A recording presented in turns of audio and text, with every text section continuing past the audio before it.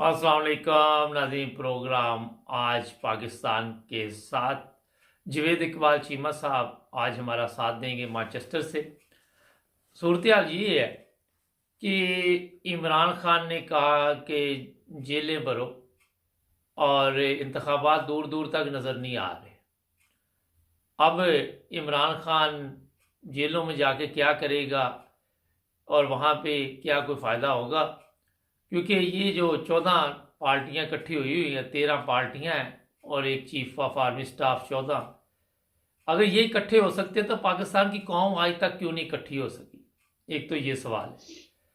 दूसरा ये है कि ये कहते जी कर्जा नहीं मिल रहा, कोई भीख नहीं दे रहा, कोई पैसे नहीं दे रहा, तो भी अपने ही पैसे ले आओ पाकिस्तान में, फिर लूट लेना। पाकिस्तान कौन सा भागा चला है, इधर ही है पाकिस्तान। तो आज चीमा साहब से पूछेंगे कि ये जेलें भरो जो प्रोग्राम करने लगे हैं, जिसमें बताया जा रहा है कि 500 लोग पहले जो क़यादत के है वो गिरफ्तारी देंगे, तो इससे कोई फ़र्क पड़ेगा क्यों जी चीमा साहब, आप क्या समझते हैं? जी अस्सलाम वालेकुम रहमतुल्लाहि व बरकातहू। मुबारक साहब, क्या हाल है? ठीक है अल्हम्दुलिल्लाह, आप सुनाएं। जी। यहाँ जहां तक आपके सवाल का तल्लक है,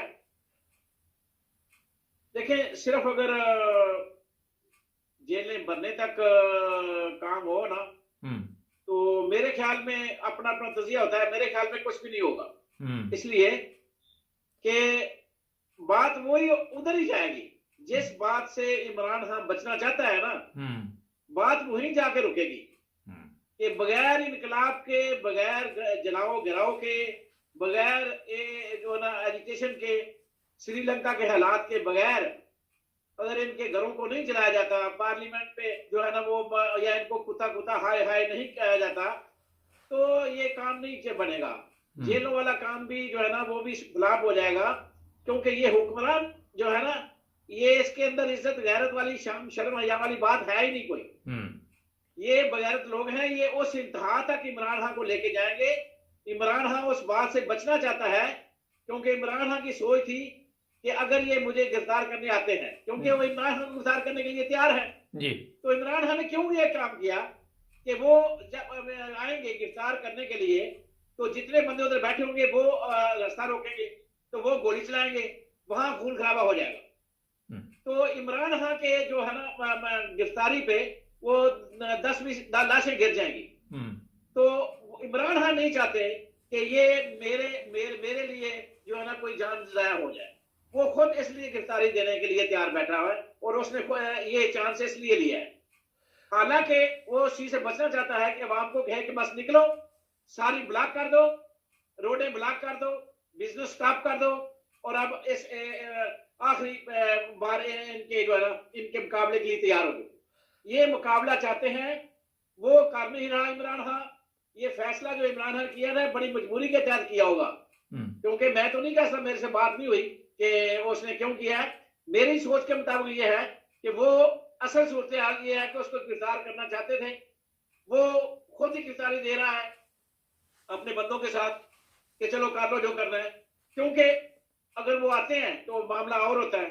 तो असल में बचना चाहता है उस खून खराबे से।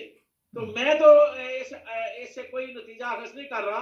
बगैर खून खराबे के, बगैर कुत्ता कुत्ता हाय हाय के, बगैर ये चोर चुके गद्दार जो लीडर मुसल्लत है इनके खिलाफ एजुकेशन के, उसके बगैर काम नहीं बनेगा। मुल्क को सील करना होगा, मुल्क को ब्लॉक करना होगा, कारोबार ठप करना होगा, फिर जाके काम बनेगा। और ये इंतहा है, एंड है। शायद इसके बाद अगली काल ये हो इमरान खान। लेकिन ये भी तो चीमा साहब है कि चीफ ऑफ आर्मी स्टाफ इसी चक्कर में हो कि ये काम हो तो मैं मार्शल लॉ लगा दूं। ये आपकी बात ठीक है। बाजवा साहब भी इसी चक्कर में थे कि इमरान खान कोई ऐसा कदम उठाए जिससे मुझे फायदा मिल जाए और मैं मार्शल लगा दूं। ये उस गद्दार की सोच थी, जिसको वो गद्दार कहना भी अब सुना है वो जुर्म होता जा रहा है कि वो किसी बड़े के बारे में अब बात भी नहीं कर सकते। ये मैं आपको अभी बताता हूँ बाद में कि उसके बारे में। अभी ये आपके सवाल का जवाब दे लूं, फिर बाद में ये बताऊंगा। जहां तक आपने ये कहा ना कि चीफ ऑफ आर्मी स्टाफ, तो पहले लोगों की समझ में ये बात नहीं आई थी कि ये बड़ा हाफिज है जी, बड़ा बड़ा जी मासूम है जी, ये कुछ नहीं करेगा। वो हर वो काम कर रहा है जो गद्दार जनरल बाजवा ने जिस पौधा पौधा लगाया था ना, उस पौधे की आबियारी में वो कोई एक कदम भी पीछे नहीं हो रहा। उसको पानी भी दे रहा है, उसको संभाल भी रहा है और उसके साथ भी खड़ा है। यानी अब लोगों को वाजे हो गया है कि जो कुछ हो रहा है अब बाजवे के वक्त में हुआ था और जो कुछ अब हो रहा है वो कम नहीं है, उससे ज्यादा आगे एक कदम जा रहा है। तो ये किसी जनरल के बारे में ये कहना कि ये मासूम है और ये मार्शल लगाएगा, अब तो लोगों के आंखों से पर्दा जो है ना वो उठ चुका है कि ये कश्मीर लेने वाले नहीं है, ये इंडिया से जंग लड़ने वाले नहीं है, ये तो बगैरत अपने जो है ना बीवी को मेकअप लेके देने वाले हैं और जमीनें प्रॉपर्टी का बिजनेस करने वाले हैं, प्रॉपर्टी खरीदने वाले हैं। अब लोगों को सब पता चल गया है और ये इससे हर तवक्को की जा सकती है। कोई इतना मासूम नहीं है कि जनरल की सीट तक पहुंचा है और हाफिज कुरान है। अब ऐसे हर तवक्को की जा सकती है। हो सकता है अगला प्लान इसका भी यही हो जो बाजवे का था। चीमा साहब, आज मुशर्रफ की मौत की इतला मिली, मुझे तो अगर आप पूछे तो कोई फ़र्क नहीं पड़ा कि वो ज़िंदा था या मर गया है।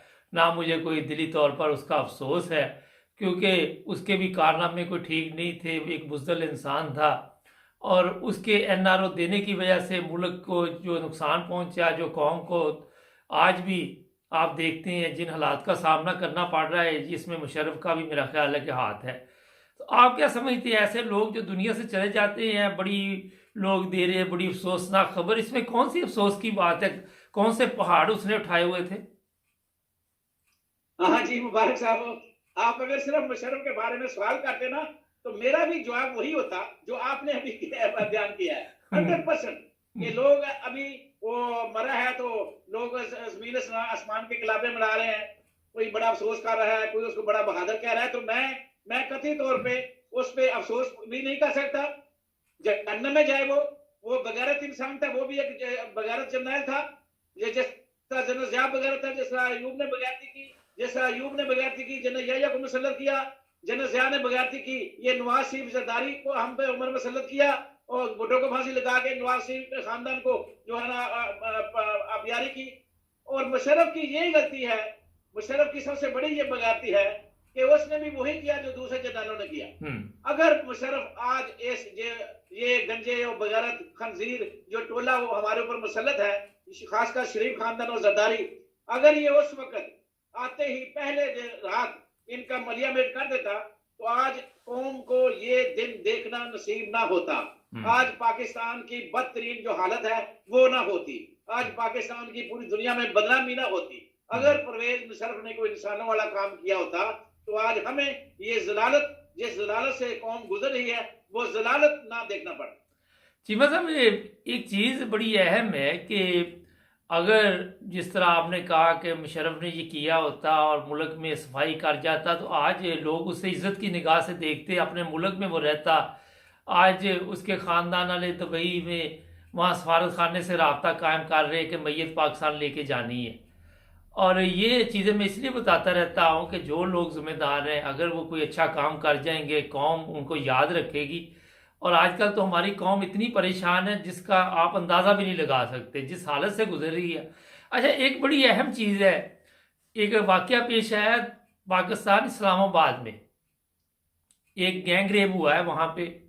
और हमारे अगर इस्लामाबाद में ये हालत है, वहाँ पे ख़वातीन महफूज नहीं है। कल कोई एक मेरा कोच में भी वाक़या पेश आया है और भी वाक़यात हुए हैं रेप के। तो आप समझते हैं कि आज अखलाकी तौर पे हम इतने गिर चुके हैं कि अपना दारो खिलाफा को भी महफूज नहीं बना सके? मुबारक साहब, बड़े दुख की बात है। मैं पहले भी आपको बता चुका हूं कि हमारा दिवालियापन जो है ना हर लिहाज में निकल चुका है, दीनी तौर पे, अखलाकी तौर पे, मुआशी तौर पे और हर लिहाज से जी। कोई भी हमारे अंदर कोई ऐसी खूबी नहीं है जिसका दिवालियापन ना निकल चुका हो। इसलिए इस पे कहना क्या कह सकता हूं। मैं तो इस बात पे हैरान हूं कि हुक्मरानों के गलत जो है ना गलत कार्यों की वजह से आज हमें ये दिन देखने मिल रहे हैं कि यानी ये भी मैं ये सारा मलबा हुक्मरानों पे डालता हूँ, इसलिए कि हुक्मरान नहीं होता है जिसने अपनी अवाम को गाइडलाइन देनी होती है, अवाम के ऊपर को कानून मुसल्लत करना होता है, कानून की इम्प्लीमेंटेशन करनी होती है। तो जब हुक्मरान खुद ही उससे बरी उज़्मा हो, हर कानून उसके ऊपर लागू ना हो, तो फिर वो फ्रस्ट्रेशन के सारे नतायज हैं, वो उसमें अखलाक भी, किरदार भी, दीन भी, सब कुछ तबाह हो जाता है। और फिर जब महंगाई हो तो आपको पता है मावें अपने बच्चों में भेज देती हैं। तो जब अखलाकी गिरावट इस हद तक पहुंच चुकी है कि बस कुछ ना पूछें। मैं तो कहता हूं कि मैं सुना है कि एक नया कानून बना रहे हैं कि वो जो बड़े के बारे में हम बात करते हैं ना कि जनरल बाजवा गद्दार है, जिस तरह वो आजकल सुना है कि नया कानून बन रहा है कि बड़ों के बारे में हम बात भी नहीं कर सकते। तो वो मुझे याद आ रहा है फैज का वो शेर और गजल पूरी है, तो नसर टाइप मगर याद आ रही है। तो उसने ठीक कहा था कि ऐसे देश के बारे में कि उस देश के लीडर पे सवाल उठाना वाजिब है, उस देश के लीडर पे सवाल उठाना वाजिब है, उस देश के हर हाकिम को सूली पे चढ़ाना वाजिब है। तो ये कानून बना रहे हैं, ये कानून बना रहे हैं। तो अगर आप कहें तो मैं आपको उसके 8 शेर हैं वो सुना देता हूं। जी जी प्लीज। तो इस देश की देखें कितनी मुद्दत हुई, वो चला गया जी। और हम भी लिखते रहते हैं। मैंने भी 12 किताबें लिखी, मैंने भी सब कुछ यही कुछ लिखा हुआ है। मगर मुझे खुशी है कि मैं अपने उस्ताद मोहतरम फैज साहब के जो है ना वो अल्फाज दोहराऊं, अपने शार ना दोहराऊं।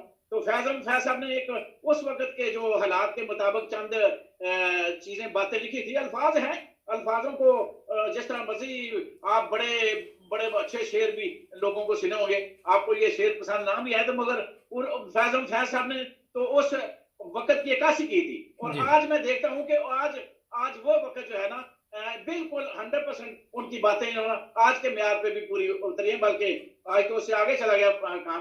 तो वो लिखते हैं कि यही उनका अनुमान है, उस देश के लीडर पे सवाल उठाना वाजिब है, उस देश के हर हाकिम को सूली पे चढ़ाना वाजिब है।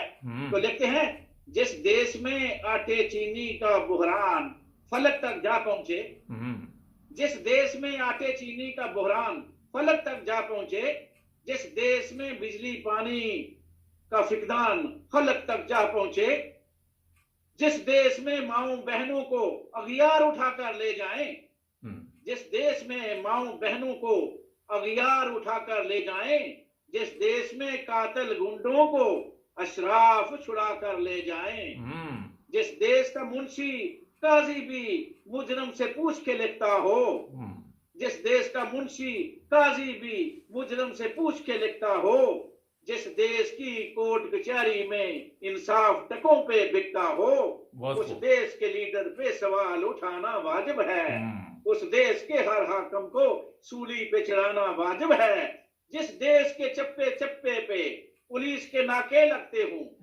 जिस देश में जान के रखवाले खुद मासूम जाने लेते हूँ, जिस देश में हाकिम जालिम हूँ सिसकी न सुने मजबूरों की, जिस देश में आदल बहरे हूँ आहें न सुने मासूमों की, जिस देश की गलियों कूचों में हर सिम्मत भाषी फैली हो, जिस देश की गलियों कूचों में हर सिम्मत भाषी फैली हो, जिस देश में बिन्नते हवा की चादर भी दाग से मैली हो, उस देश के लीडर पे सवाल उठाना वाजिब है, उस देश के हर हाकिम को सूली पे चढ़ाना वाजिब है, जिस देश के हर चौराहे पे 2-4 बकारी फिरते हो।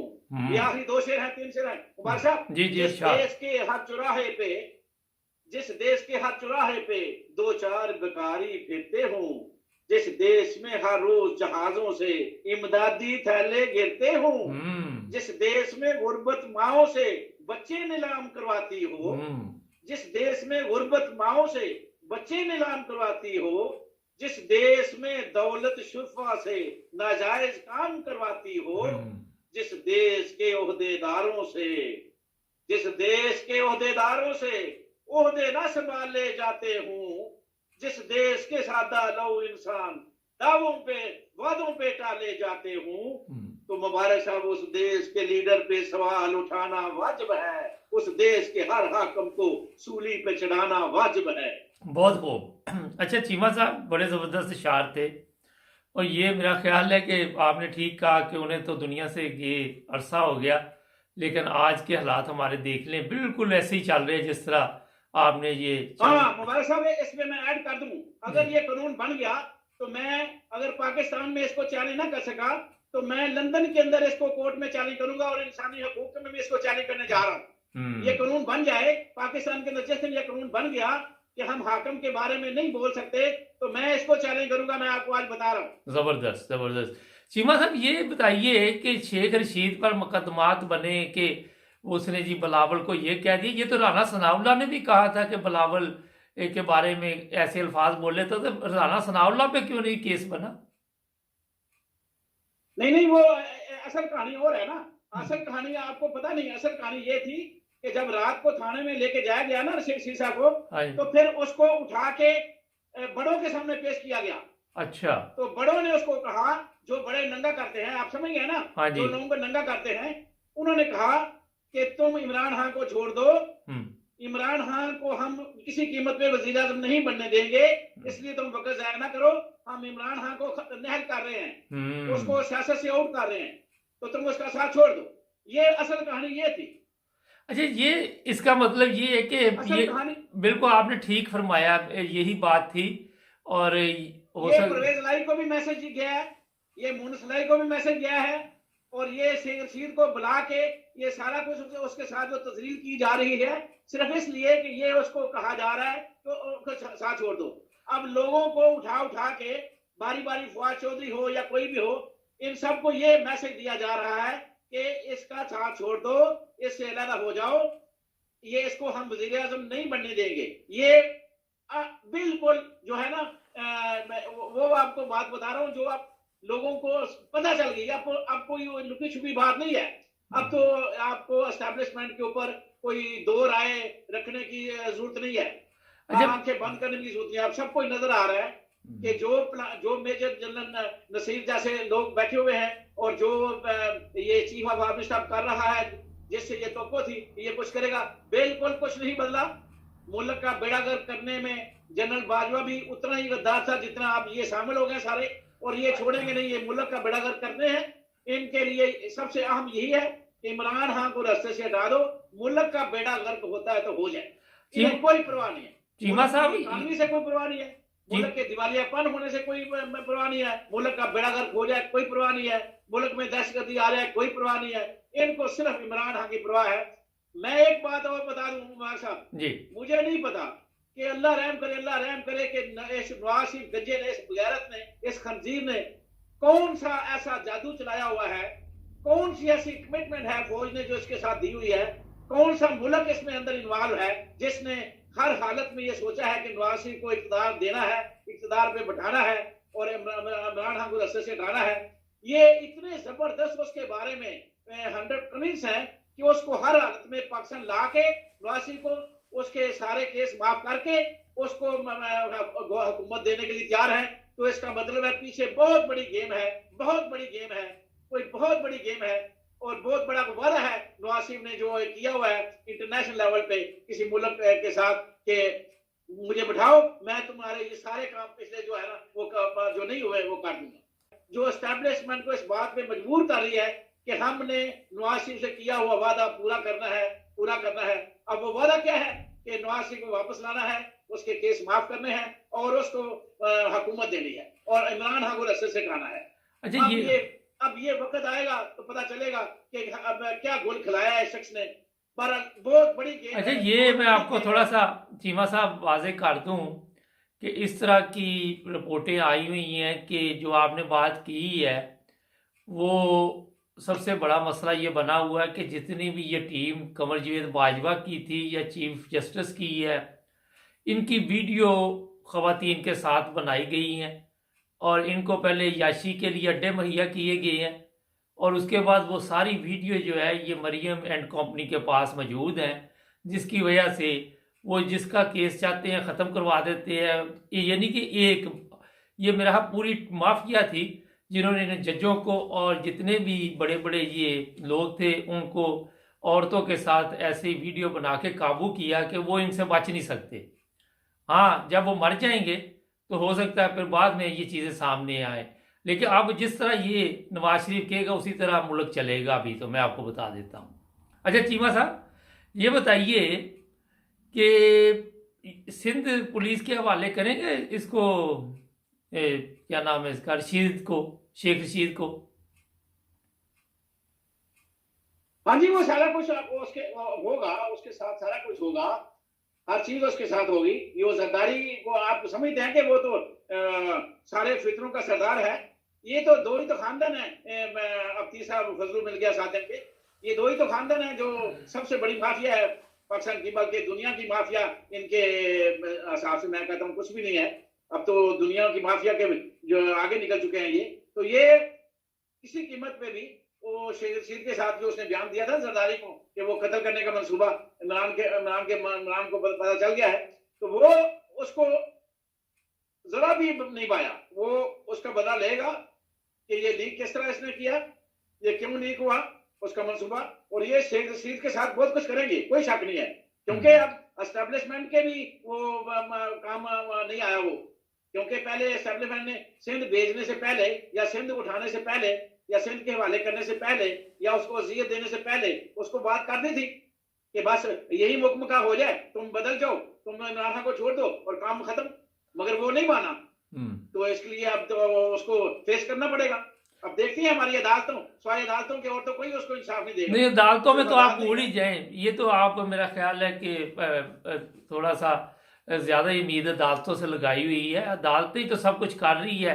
अगर जज को कहा जा रहा है कि इन्होंने मेरे पे तशद्दुद किया तो वो हरामखोर बात सुन रहा है। और यहाँ पे आप यूरोप में रहते हैं, अगर एक बंदे को गिरफ्तार किया तो वो आराम से गिरफ्तारी दे रहा है और वो आप पे हाथ नहीं उठा रहा, तो आप उस पर कोई हाथ उठा देते तो वो पुलिस वाले के लिए एक मुसीबत बन जाती है। यहाँ पे आपके इल्म में होनी चाहिए ये चीज ना। मगर मुबारक साहब, मेरे पास अब आपके पास और कोई चारा भी तो कोई नहीं ना। स्वाय अदालत के हम उसके ऊपर बात करनी है कि अदालत ही कुछ कर सकती है। तो अब इमरान खान तो उसको जाके थाने से खींच के ला नहीं सकता, या फिर अदालत है या फिर अवाम है कि अवाम निकले तो फिर निकले तो उसके ऊपर थाने के ऊपर हमला कर दे या अदालत के ऊपर हमला कर दे। अब तो कोई तीसरा रास्ता कोई नहीं है, दो ही रास्ते हैं। अच्छा चीमा साहब, अदालत जो है ना अपना फैसला सुनाए और दूसरा अवाम जो है ना वो निकले, उसके अलावा तीसरा रास्ता कोई नहीं है। चीमा साहब ये बताइए कि बिलावल के खिलाफ जी ये बात की है तो उस पर एक शहरी ने केस दर्ज करा दिया है। अगर बिलावल के खिलाफ किसी ने बात की है तो बिलावल को केस दर्ज करवाना चाहिए ना, क्या ख्याल है?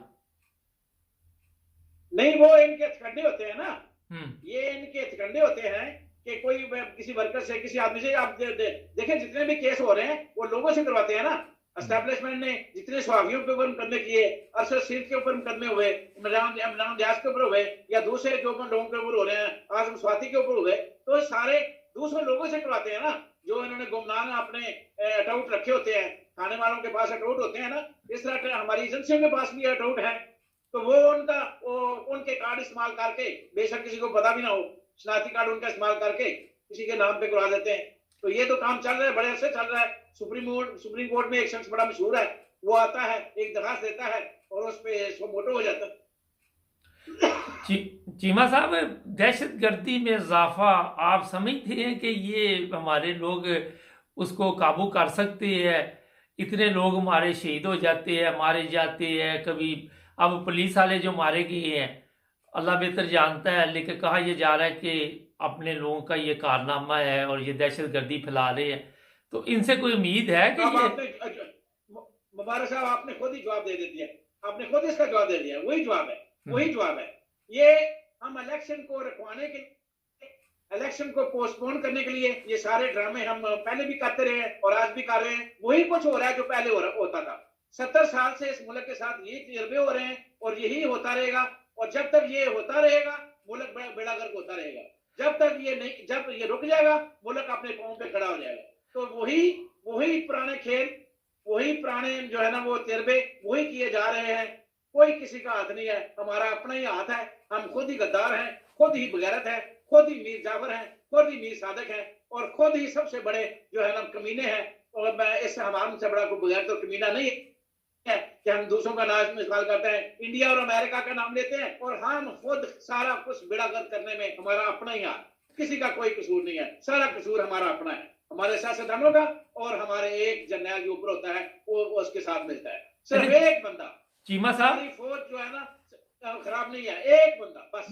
दो सवाल आखिर पे है, टाइम ख़त्म हो रहा है। पहला तो ये है कि कैप्टन सफदर ने कहा कि निकाह की ज़रूरत नहीं हम बिस्तरी के लिए, और तमाम उलमा, तमाम अदालतें, तमाम वो लोग जो बड़े इस्लाम के ठेकेदार बनते हैं, एक बंदे का भी बयान नहीं आया इस बारे में ना।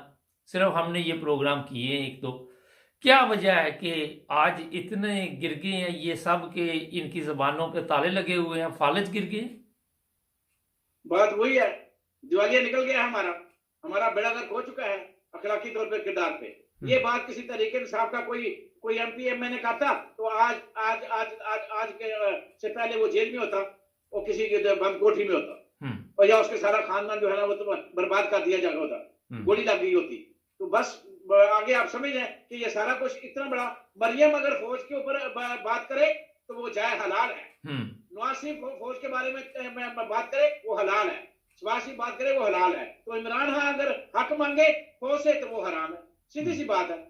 यानी जो तू बुरा है वो पंजाबी कहते हैं आटा गूंदी हिलनी क्यों हुई। जिस बंदे के जो है ना जब खिलाफ होना है उसकी हर आदत बुरी लगती है, और जो अच्छा है वो अच्छा है, बस वो दूध में नहाए हुए हैं, वो बस माफिया है। अब उसको सारे उसके सजदे कर रहे हैं, तो फिर क्या किया जाए? नहीं तो इसके अलावा कोई चारा ही नहीं है सिवाय इसके कि मेरे पास कोई असला हो तो मैं गोली मार दूं, मेरे पास कुछ भी नहीं है तो मैं इनको गोली नहीं मार सकता क्योंकि प्रोटोकॉल बहुत ज्यादा है। अब 18-20 गाड़ियां जब होंगी मरियम के आगे पीछे तो गोली कितनी कब कौन कैसे मारेगा कोई? नहीं चीमा साहब, तो ये है। इसमें कोई तौहीन मजहब नहीं आती? मुझे तो पता नहीं, आप जरा बेहतर समझते हैं। मैं कहता हूँ सब कुछ आता है, क्यों नहीं आती? सब कुछ आता है, सब कुछ आता है, सारे फतवे लग सकते हैं, इस बंदे को संसार किया जा सकता है, मगर कौन है, कौन उठेगा जिसके अंदर जमीर जिंदा है? कितने जमीर जिंदा वाले उठेंगे? अभी तक तो कोई नहीं उठा, तो फिर किसके आगे रोए जाके? किस मुफ्ती के आगे रोए जाके? अच्छा, मुफ्ती के आगे फरियाद करें कि आओ तुम आशिक रसूल हो और तुम्हारे इश्क का जनाजा जा रहा है, आओ? कोई नहीं उठे। अच्छा चीमा साहब, आखिर पे ये जवाब दीजिए कि IMF ने कहा कि इमरान खान भी साइन करे, सियासी पार्टी जितनी भी है, फिर हम कर्जा देंगे। इमरान खान साइन वगैरह कर देगा? वो इमरान खान क्या साइन करेगा? ये बहुत सारी और भी शिकायतें हैं जो ये छुपा रहे हैं अभी तक। इमरान खान को मजबूर तो सब कुछ इसलिए किया जा रहा है ना कि NRO दे दो, अरशद शरीफ के कत्ल को भूल जाओ, नवाज शरीफ को आने दो, ये सारी बातें तो उसे कही जा रही है ना। डायरेक्टली एस्टेब्लिशमेंट ने पैगाम भेजा है, डायरेक्टली उसे इंटेलिजेंस उसे बातें मनवा रही है कि ये मान जाओ, सब कुछ उसके साथ हो रहा है, मगर वो अभी मान नहीं रहा ना। बात तो ये है ना कि मान जाता तो शेख नसीर बाहर होता, फवाद चौधरी जो है ना वो पकड़ा ना जाता, और जो कुछ हो रहा है वो ना होता, तो इमरान खान को फिर जेलें बनने की, तहरीक चढ़ने की क्या जरूरत थी? वो तो मान नहीं रहा ना, ये तो उसका बड़ा कसूर है कि वो मान नहीं रहा। वो सौदा किस तरह करे? वो गद्दार वतन नहीं है, इमरान खान मुहिब वतन है, और दीन का उसका अंदर जज्बा है, उसे पता है आखिर पैगंबर का क्या फरमान है। ये अगर भूले हुए तो भूल जाए। एक इंसान अपने सच पे खड़ा है तो अल्लाह ताला उसकी हिफाज करने वाला है, फिर सच पे जो खड़ा होता है अल्लाह ताला बेहतर फैसले करने वाला है। सच पे मर जाए आदमी तो ठीक है, फिर क्या है? मतलब मैं अगर सच में मर जाता हूँ, जान चली जाती है, असर सिंह चला गया दुनिया से, तो क्या होगा आगे जाके? तो फिर हिसाब मेरा ईमान है ना, मेरा ईमान तो यही है ना कि फिर अगर इधर हिसाब नहीं होता जिन लोगों का, उनका आगे जाके हिसाब होता है, तो इनको आगे का हिसाब का नहीं पता। इसलिए मैं तो कहता हूँ कि जिसको जन्नत दोजख या कब्र के बारे में वो मुनकर है तो वो मुसलमान ही नहीं है, वो बगैरत काफिर है। तो ये अगर काफिर बनना चाहते हैं तो मरे, मुझे क्या है? अगर मुझे मारने के बाद या इमरान खान को मारने के बाद, असर सिंह को कत्ल करने के बाद ये मुसलमान बन के कैसे जाएंगे? काफिर जाएंगे, काफिर मुर्तद है। तो फिर वो एक काफिर गद्दार था, वो चला गया, उसने पीछे अपनी बीज डाल दिया है, अब उसने मुल्क को तो बर्बाद करना था, कर गया, बस अपने मिशन में कामयाब हो गए। चीमा साहब ये बताइए कि कैप्टन सफदर के इस बयान से आप क्या समझते हैं कि नौजवान नस्ल को क्या मैसेज आता होगा, जो उसके इर्द गिर्द इकट्ठे होते हैं और वो नारे लगाने शुरू कर देते हैं वो बात गैर इस्लामी कर रहा है? हाँ हाँ, फिर क्या बताऊं इस कौम की तालीम का, कि हमारे माँ बाप ने क्या तालीम दी, हमारे दीन ने, नबी नबी पाक सल्लल्लाहु अलैहि वसल्लम क्या क्या फरमान है, फिर हम भूल गए हैं सब कुछ। हमारे अंदर वो इस्ताद ही नहीं है कि हम अपने दीन के ऊपर खड़े हो सकें हक और सच की खातर।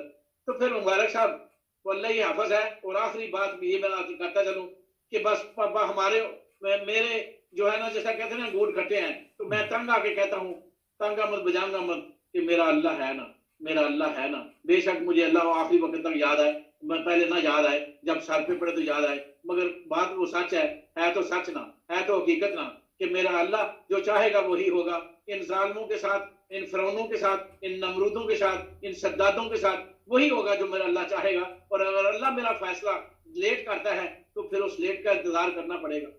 चीमा साहब, आप भी इंग्लैंड में हैं। आजकल पाकिस्तानी करेंसी की कीमत डाउन हुई, आपने भी सुन ली होगी कि कोई मेरे हाथ 350 के करीब पहुंच रहा है, पाउंड भी, एरो भी। आप समझते हैं और भी ये बेड़ा गर्क होगा अभी? देखिए जी, अगर इंटरनेशनल लेवल पे जिस तरह के मेल मिलाप एस्टेब्लिशमेंट कर लिया नवाज शरीफ के साथ, हो सकता है ये कंप्रोमाइज कर लें इंटरनेशनल लेवल पे नवाज शरीफ, क्योंकि वो इमरान खान के खिलाफ हैं। और ये इमरान खान अगर असर रोकते हैं तो माई बाप जो माई लाड को कह देते हैं कि हम कामयाब हो गए हैं उस शख्स को रस्ते से हटाने से, तो इनकी वो मदद कर देंगे। वो तो हो जाएगा, क्योंकि इंटरनेशनल लेवल पे तो दो बातें हैं। हम जिस मुल्क में रहते हैं कानून बड़े अच्छे हैं, सब कुछ अच्छे हैं, मगर मुल्की लेवल पे जब आप देखते हैं ना इन काफी मुल्कों को, तो ये पाकिस्तान को अच्छी नजर से नहीं देखते, ये इस्लाम को अच्छी नजर से नहीं देखते।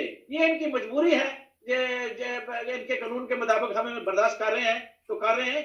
वरना जो हाई लेवल पे ऊपर है ना, वो गेमें हाई लेवल पे, इंटरनेशनल लेवल पे इस्लाम के खिलाफ और पाकिस्तान के खिलाफ, ये दो इमेज पूरी दुनिया के अंदर है। और उन दो इमेज को हमारे मीर जाफर और मीर गद्दार, जिस तरह हुसैन हक्कानी जैसे और नवाज शरीफ और जरदारी जैसे बेगैरत लोग हैं, इनकी वजह से हमारा जो चेहरा जो दागदार हुआ है ना, वो इस्तेमाल कर रहे हैं और हम इस्तेमाल हो रहे हैं। बात सीधी सी है कि हमारा लीडर ही नहीं इस काबिल कोई, तो हमारी आवाज कौन सुनेगा। इसलिए जो हाई लेवल पे, जो मुल्की लेवल पे बात होती है ना, उसमें फिर कोई कानून नहीं देखते ये, फिर इनका कोई कानून नहीं है, फिर इनके सारे के सारे मामले इस्लाम के खिलाफ जाते हैं और पाकिस्तान के खिलाफ जाते हैं। क्योंकि हर हालत में इन्होंने इंडिया को सपोर्ट करना है और हर हालत में इन्होंने दीन के, इस्लाम के खिलाफ चलना है, ये इनका मोटो है। बाकी अंदरूनी देखें जो छोटे मोटे कानून हैं हमारे ऊपर, वो ठीक है, इनके अच्छे हैं, सब ठीक है, सबके साथ बराबरी का सलूक है, हमें बात करने की इजाजत है। मगर आप ये नहीं कह सकते कि बस ये मुकम्मल तौर पे 100% सारे काफिर मुल्क जो है ना वो दूध के धुले हुए हैं, नहीं, ऐसी बात नहीं है। इंटरनेशनल लेवल पे वो पाकिस्तान और इस्लाम के खिलाफ। चीमा साहब, पाकिस्तान के जरे खिलाफ है, बांग्लादेश भी तो है दुनिया में, वो उसके तो नहीं खिलाफ, ये वो तो चल ही रहा है सिलसिला, उनका सिस्टम चल ही रहा है। बात वही है ना, वहां नवासिफ और जरदारी जैसे बगैरत नहीं है ना, मीर जाफर और मीर सादिक नहीं है ना, असल बात तो ये है। चीमा साहब, बहुत शुक्रिया, आज आपने काफ़ी टाइम दिया, अपना ख्याल रखें। Thank you. थैंक यू, शुक्रिया। नाज़रीन, अगर मेरे से पूछे, चीमा साहब की बातें ठीक है बिल्कुल, मगर हम अगर इस्लामी तालीमात के मुताबिक ज़िंदगी गुजारते, जिस तरह नबी पाक सल्लल्लाहु अलैहि वसल्लम ने हमें बताया था, जिस तरह कुरान मजीद में लिखा हुआ है, उस तरह अगर मुसलमान अपनी ज़िंदगी गुजारने की कोशिश करते, प्यार मोहब्बत के साथ, झूठ फरेब से बाहर निकलते और एक नमूना बनते, तो मेरा ख्याल है कि इसमें आप इस्लाम की दावत भी दे सकते थे और लोग आपसे मुतासर भी हो सकते थे कि इस्लाम एक ज़बरदस्त और बहुत ही प्यारा मज़हब है। मगर हमने इस्लाम को छोड़ दिया और हर एक ने अपने अपने रास्ते इख्तियार कर लिए। आपने देखा कि यहाँ पे पाकिस्तान में जिस तरह इंसानी हकूक़ का ख्याल नहीं रखा जाता, मजहबी नफ़रत में इजाफा होता जा रहा है दिन ब दिन, और बदकिस्मती से वो लोग जो मज़हब के ख़िलाफ़ बातें करते हैं वो ख़ुद भी मज़हब को नहीं समझते। इस्लाम तो एक ऐसा मज़हब है कि वो सबके साथ मोहब्बत भाईचारे की तालीम देता है, मगर हमने वो रास्ता बिल्कुल ही छोड़ दिया। चीमा साहब ने जिस तरह तकलीफ़ का इज़हार किया और बताया कि आज देख ले, अगर कैप्टन सफदर भी जो बयान देता है और ज़मीर सोए हुए हैं, मुल्ला हैं वो भी मज़हब की तजारत में लगे हुए हैं, अदालतें हैं कोई पूछने वाली नहीं है, शरई अदालतें वैसे तो बड़ा पता नहीं कहते कि वहाँ पे फतवे दे देते हैं, ना उनमें से कोई बोला। और फिर जो बयान दिया गया सोशल मीडिया पे कुछ इस तरह वहाँ पे बयान किया जा रहा है कि नून लीग की जो नून लीग के लोग हैं वो कम होते जा रहे हैं, और उन्होंने ये अब कहा कि बगैर निकाह के ताकि हमारी आबादी दोबारा बढ़े, लोगों को मौका चाहिए। और मेरा ख्याल है कि सबसे ज़बरदस्त वही चीज़ है जो इस्लामी तालीमात है, और उस पर जब तक हम नहीं चलेंगे, चाहे आप पाकिस्तान में रहते हो चाहे आप दुनिया के किसी मुल्क में भी रहते हो, उसमें फ़ायदा नहीं हो सकता, नुकसान ही हो सकता है। हमारे चैनल को सब्सक्राइब करें, जुड़े रहे हमारे साथ ताकि आप और भी प्रोग्राम देख सकें। मिलेंगे एक नए प्रोग्राम में, अपना ख्याल रखें। अल्लाह हाफ़िज़।